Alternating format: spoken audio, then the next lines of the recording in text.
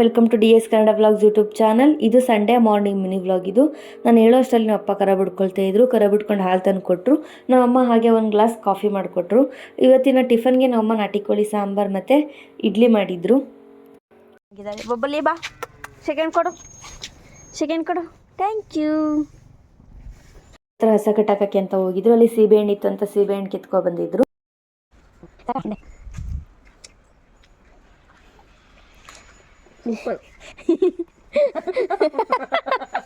ಮಾತೇ ಗೊತ್ತಿಲ್ಲ. Super combination ಖಾರದ ಪುಡಿ. ಇನ್ನೆಷ್ಟು ಕಮೆಂಟ್ ಬೇಕಾ? ಸಾಕು.